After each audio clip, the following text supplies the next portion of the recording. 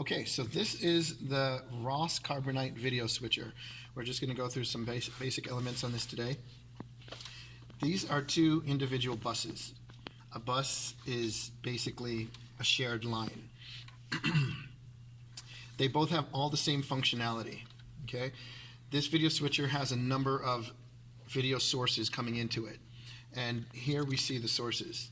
So we could see we have 5 cameras, we have a podium HDMI and VGA, we actually have 4 HDMI lines over here, we have a couple other devices and a couple computers, and then there's a shift layer. We press shift and we can see there's media storages, and these are mini MEs, and then we have the ME1 in the program, which are these 2 buses. And then we have a couple more computers and another HDMI. So what you see here is identical to what you see here. The sources are the same. They're pulling from the same place. Now the ME1 bus, as you can see, ME1 bus is going to the projectors. So whatever we select here on the live program row is going to go directly to the projectors. This is the program bus. And so anything that we select here on the program row is going to go live straight to our program bus, which goes to our video conferencing system, as well as our record deck, which is going to be one of these record decks, record deck 1. So generally, we're going to select one thing to be played in the room on the projectors, and then to the program bus, to the record deck, we're going to have that content as well as, or switching between that and the person speaking from the stage, which is going to be coming from the cameras. So that's the reason that we have the 2. One of them is to go to the room, one of them is to go for other people to see everything that's going on in the room, which means the content on the screen as well as the person speaking and delivering the content. Okay, so that's the reason we have the 2. Now what you see here, it says program. This is the same thing as what's live. I would like it to say live there. And then this says preset, which is another word for preview or cue, which I would really prefer this to say preview. So as we're pulling up what's on the screens, we can do it right here, and that would be a hot cut from one thing to the other. Generally, we like to put the thing into the preview to view it before we bring it to the screens. And then to make this one active is a matter of selecting one of these controls. Cut is going to do a hard cut. Auto trans is going to do one of these transitions. It's set to cross dissolve. Or the handle is going to do a manual cross dissolve at whatever speed you'd like to. You can also go halfway for an overlay if you wanted to. So let's see a little example of this. You can see here that right now what's hot on the ME1 bus is util A. So if you look here, you can see ME1 bus. That's what's hot. Okay, in the preview, as it says preset here, the preview is this window here. And you can see ME1 preview. So what is being held on the preview right now is what is on the shift level. If it's on this top level of what you can see here, this shift level will not be highlighted. If it's on the shift level, then you will see this highlighted. So right now on the program or the live row, which is going to ME1, you see there's no shift, so we know that's util A that is being shown there, utility A computer. On this one, you can see that the shift level is highlighted. That means it's not camera 4, rather it's going to be M4, media storage 4. So that is what's in the queue. As we can see here, that's media storage 4, where you can see it there, that's where it's being pulled from. So that is in the ME1 preview as it shows there. And as I talked about earlier, cut is going to do a hard cut from there to there. And then it's automatically going to take what was live and put it in the queue, and it's going to take what was in the queue and put it to what was live. And you can see that reflected here as well. So you can see that now on program is shift M4, and you can see what's in the queue is util A. And that's what we're seeing there. So cut, there's a hard cut. this is the same thing that you would see on the projection screens.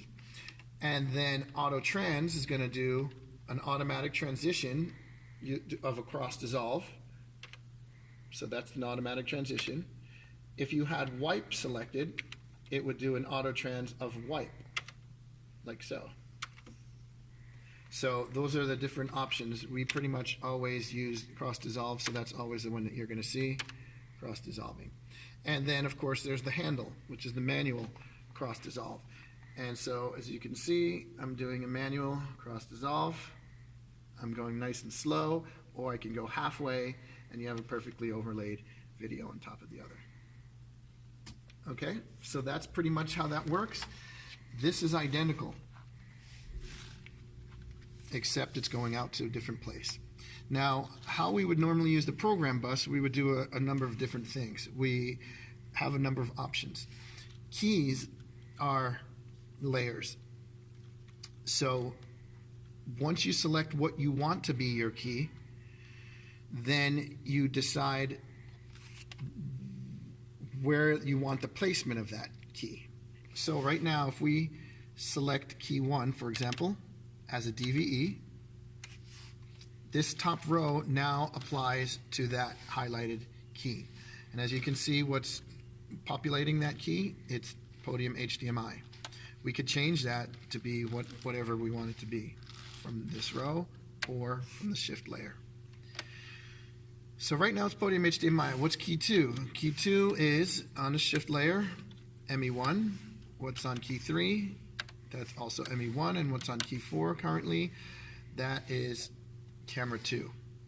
Okay, so now we're going to take a look at the program bus. Program, as you can see, is here. And then this preview to the program is going to be this window here. So right now, currently, what's hot on the program bus is camera 1. That's what we're seeing there. If we wanted a key to be active, once we decide what we want it to be, and we do all of the modifications of it here, this is what's going to bring it to the screens. So if we hit key cut 1, that's now going to put the layer directly onto the screen, and that's what you can see there. Now, once that's highlighted, these controls are going to control that key, both the position and the size of it. So right now it's at 48.6%. If we wanted it less, we would have to select key 1 and change its size, change its position. So the purpose for this is if we had somebody on the stage doing their presentation, for example, we could do something like this, move this into a corner,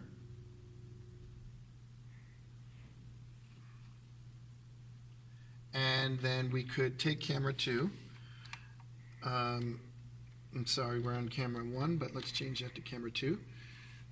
And we could take our camera controller, and we could then be following somebody around on stage.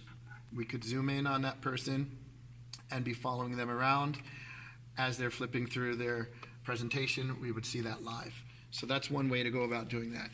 Another way, and maybe perhaps a prettier way for doing this, let's take that key off, is we would choose a black background for program, so that's black. Then we can throw a couple keys up there. I might have to go through some of these to see which ones I've done. So there's that one, and then there's camera 2 there. So we can, that's key cut 4, so let's select 4, and now we can change its size and position here. That was at 48.6. And now you can see the two things side by side, sharing the screen. So that would be the person talking, which we could adjust the size or track them. We could do full stage look like that if we wanted to. And just have them walking around the stage while their presentation is there. And that could be our record bus coming off of the program bus going to the record decks. So that would be one option, or the second option to the other option I just showed you. And in a nutshell, that's at its basic level how this video switcher would work.